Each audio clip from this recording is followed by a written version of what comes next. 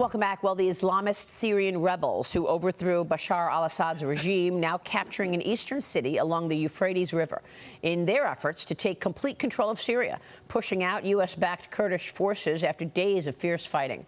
This as Israel strikes multiple targets inside Syria, including airfields, military vehicles, and weapons production sites to keep them from falling into the hands of the rebels. Meanwhile, both the Biden administration and the UN considering removing HTS, now the largest rebel force currently in charge of Syria, from their designated terrorist lists.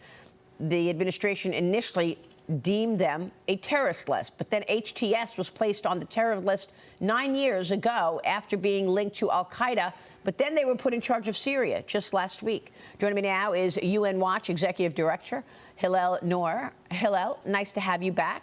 Welcome. Your reaction to all that has taken place in Syria?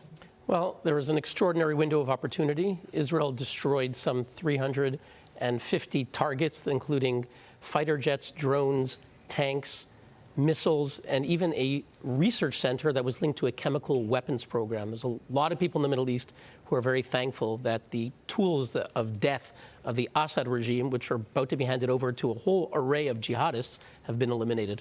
How would you assess this most recent last month in terms of what's going on?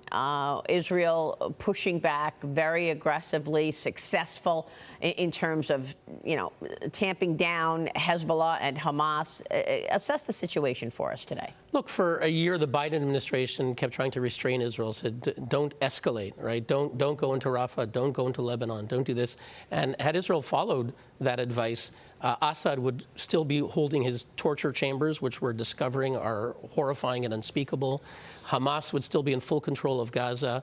Hezbollah, which helped Assad commit the genocide, would be in control. And the Iranian regime would be extending its noose all around the Middle East. Unbelievable. So you said earlier, what did you call it? The fall of the Berlin Wall type This is a moment. Berlin Wall type moment. The mullahs in Tehran are watching thousands of Syrian soldiers remove their uniforms and escape, and they've got to be going to sleep at night wondering if their troops are next and if the toll is coming, if the bell is coming to toll for them. Well, this is quite extraordinary. As President Trump is walking into his second term, you're seeing a much weaker Iran, aren't you?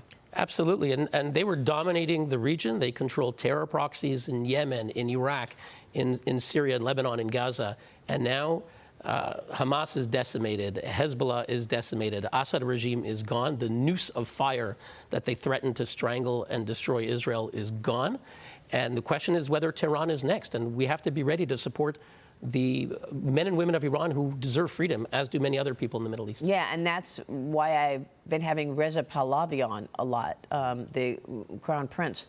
Your thoughts? Mahek, jump in here. Well, and I have to ask, we have to look at Iran, right? Because they were the ones that were truly fighting this proxy war against Israel. They had so many conduits and ways that they were attacking without directly being involved. I think all fingers actually point to Iran, and we have a lot of terrorists cells, terror network cells there. So we really have to go back to what was the core of this issue, and I think it starts and ends with Iran. And if we take our foot off the gas, in my opinion, this is going to come back in full force at some point after President Trump's administration. So what's your recommendation there in terms of honing into Iran's regime and making sure this never happens again? We have an opportunity to make sure we get rid of all of these cells.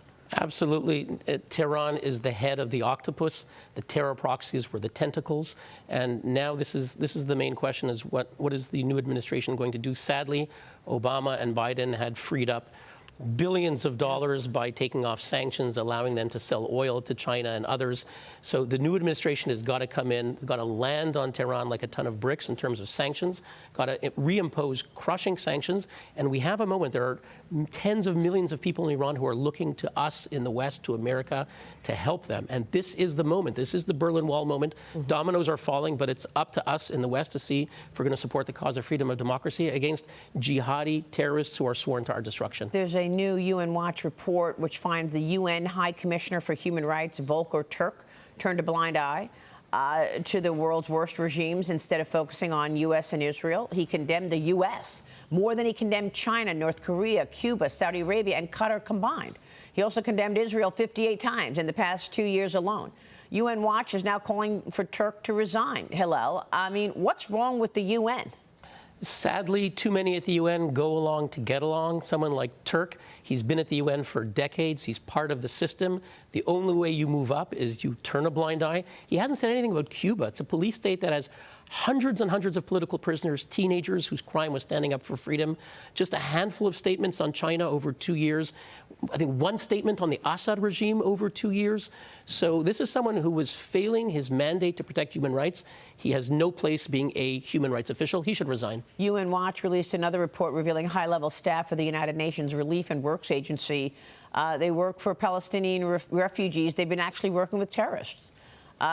Meeting with them regularly. UN Watch also included interviews taken with UNRWA students who admitted to being taught things like fight back and resist so that Palestine can be liberated, and that Hamas members served as staff in several UNRWA schools. Again, I mean, how is it possible that the UN has all these weak spots that terrorists come in and work on these agencies? Look, UNRWA is a pathological agency that claims to be humanitarian, but in fact their goal is to perpetuate Palestinians for decades as so-called refugees. It's absurd. We shouldn't be surprised that terrorists make it to top posts. The head of the UNRWA Teachers Union in Lebanon, Fathi al-Sharif, was the head of Hamas. Luckily, justice was delivered to him 2 months ago, and then after a missile took him out, an Israeli missile, Hamas admitted he was our leader. This is an UNRWA school principal. We're paying for it. Biden administration gave $1 billion of U.S. taxpayer money to this agency. Is there any other advice you want to pass on to the incoming Trump administration about our adversaries? You hit on Iran, and you're right, the sanctions need to be acknowledged. Joe Biden and Kamala Harris actually did not enforce the sanctions, enabling them to generate billions of dollars in revenue to actually help these terrorists like Hamas and Hezbollah. But what about China? Look, China is oppressing 1/5 of humanity, 1.5 billion people. Just a few months ago, we hosted Ray Cha, a young woman whose crime that she was thrown in prison for was lifting up a blank piece of paper in Shanghai. So we need to stand with people like this. Sadly, too often, China is sitting at the UN Human Rights Council, or I am in Geneva. I'm sitting there, and on the dais is the Beijing regime. So we need to push back in ways that haven't been done in years. Well, especially since they're actually actively undermining us every day. Absolutely. And we'll see if those drones are actually Chinese. Good to see you. Thanks very much, Hillel. Thanks for having me. Thanks so much for being here. Hillel Neuer joining us.